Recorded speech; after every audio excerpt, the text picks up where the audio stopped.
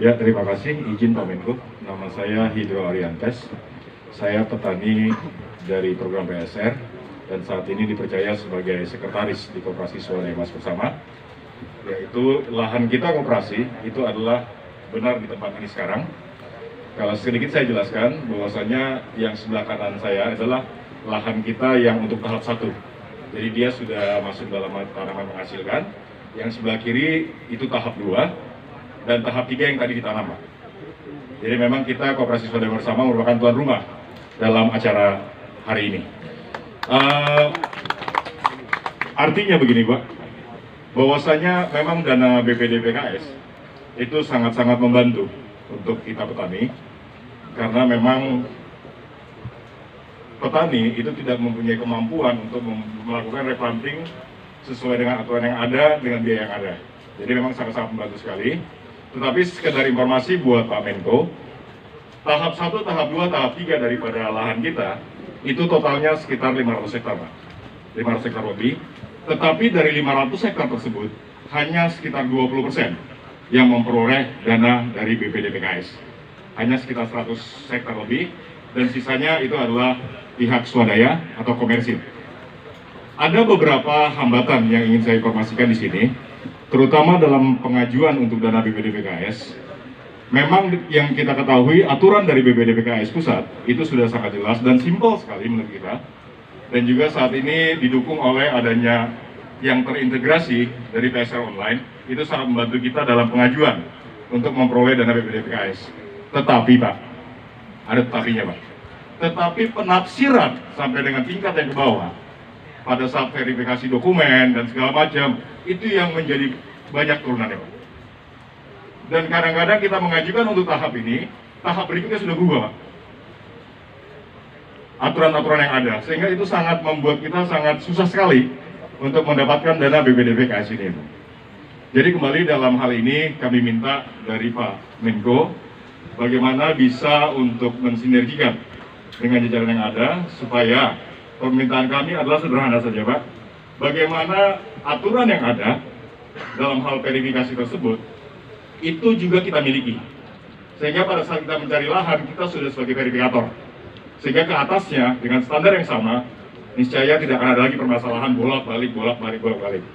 Dan yang menjadi tambahan dari saya adalah, pada saat verifikasi tersebut, itu dikatakan bahwasanya tidak layak lahan kita untuk replanting memperoleh dana BPDPKS.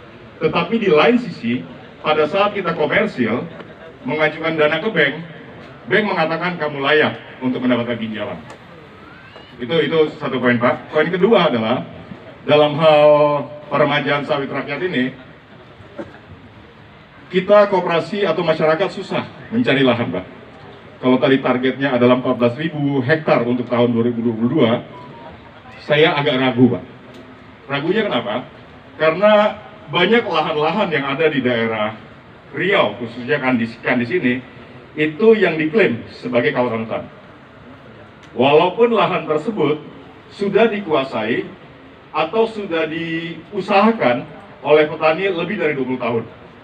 Bahkan lebih daripada itu, sudah ada surat pengesahan dari desa maupun dari camat, dari pemerintah ya, mengatakan bahwa tanah itu adalah kita yang menguasai. Nah kembali, kalau diklaim kawasan hutan, ini PSR tidak bisa berjalan karena perizinannya tidak akan bisa, Pak. Itu yang kembali minta bantuan dari Pak Menko, bagaimana untuk yang lahan-lahan yang diklaim dalam kawasan hutan ini bisa tepat terselesaikan. Kalau itu bisa diselesaikan, saya yakin 14.000 itu targetnya kecil. Kita mungkin bisa sampai 30.000. Itu permintaan saya untuk Pak. Permohonan saya ada, Pak. Permohonan saya adalah, memang saya sebagai petani, dari apa yang Bapak sampaikan tadi, Pak Gubernur sampaikan, juga Pak Menko sampaikan, kita sangat merasakan hasil kerja daripada pemerintahan saat ini, baik itu dari infrastruktur, terutama kita petani, tadi dikatakan dari 1.000 sekian, sekarang 3.600, saya merasakan harga 3.600, Pak. Karena kita bermitra dengan Sinarmas, kita jual ke Sinarmas, harga diskon yang pakai, patokannya. Kita merasakan itu, jadi permohonan saya adalah, kalau bisa, supaya tuntas semua permasalahan yang ada dalam tani tadi, yang saya sampaikan tadi itu bisa menjadi selesai semuanya. Bu ya, kalau bisa pemerintah ini tetap dipertahankan, Pak. Itu permohonan saya yang pertama. Permohonan saya yang kedua, tak kalah pentingnya adalah titipan dari keluarga, Pak. Titipan dari istri, Pak. Artinya kalau bisa saya pulang dari sini bawa sepeda, Pak. Kalau bisa, Pak. Gitu, Pak. Terima kasih, Pak. Terima kasih. Jadi ada kendala, ada juga kemudahan ya, Pak Gani tadi ya. Hidro, Bu. Ya, sila. Berarti di sini kekuasaan infrastruktur. Jadi tetap lanjutkan ya tadi Pak ya. Ada kalimat seperti itu juga bagaimana dengan kondisi yang masalah lahan. Silakan Pak Menko.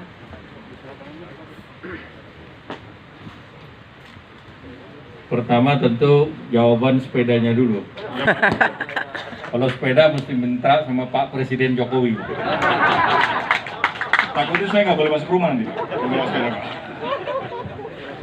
Yang kedua terkait dengan keterlanjuran lahan, itu dengan Undang-Undang Cipta Kerja, itu kita akan dorong bahwa keterlanjuran lahan itu untuk bisa diselesaikan.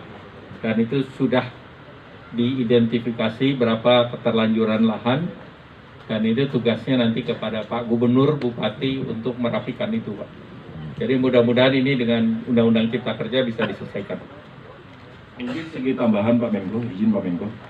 Kalau tadi Pak Menko perhatikan di lokasi penanaman tadi, ada sawit yang sudah tua, yang sudah rusak, itu adalah kawasan hutan kata. Batasnya hanya garis, Pak.